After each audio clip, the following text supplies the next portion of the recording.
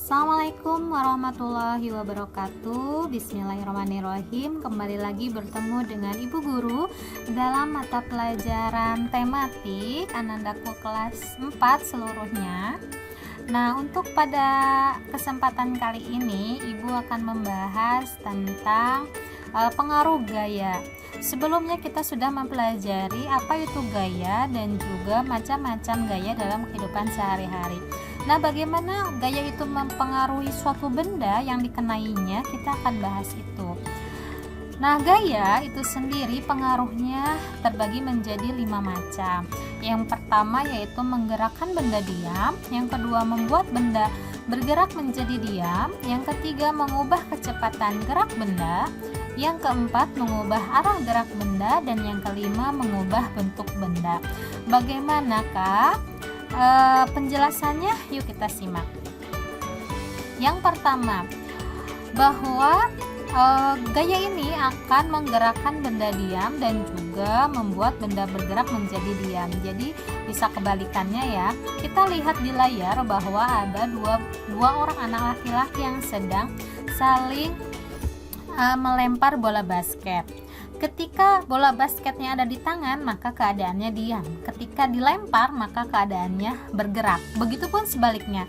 Ketika dilempar, dia bergerak. Ketika dia berada di tangan anak laki-laki tersebut, maka bola basket tersebut diam. Itu membuktikan bahwa gaya yang diberikan mempengaruhi pergerakan benda menjadi diam ataupun menjadi bergerak. Kalau kita lihat, berarti gaya yang diberikan adalah gaya otot dan juga gaya dari gravitasi bumi.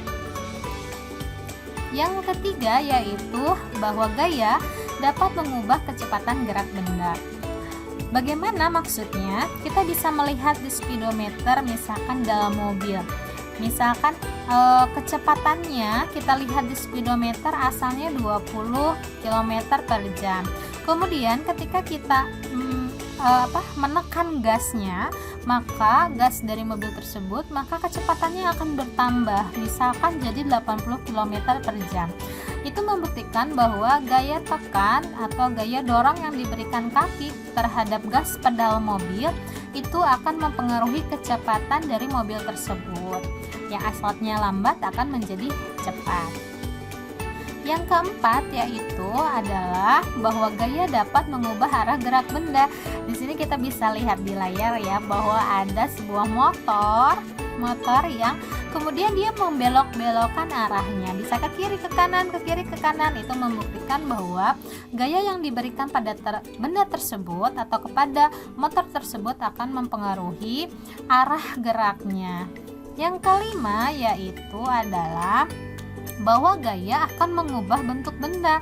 Misalkan saja ketika telur terjatuh, maka telur itu akan berubah bentuk, yang asalnya masih bulat kemudian pecah, keluar isinya.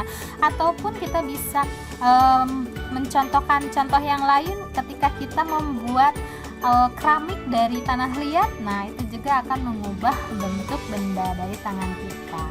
Oke, Anandaku kelas 4 seluruhnya SD Plus Nur Aulia. Sekian penjelasan dari Ibu Guru tentang pengaruh gaya terhadap benda. Selamat mempelajarinya ya. Jangan lupa dibahas kembali di rumah dan juga diulang kembali materi-materi sebelumnya. Terima kasih. Wassalamualaikum warahmatullahi wabarakatuh.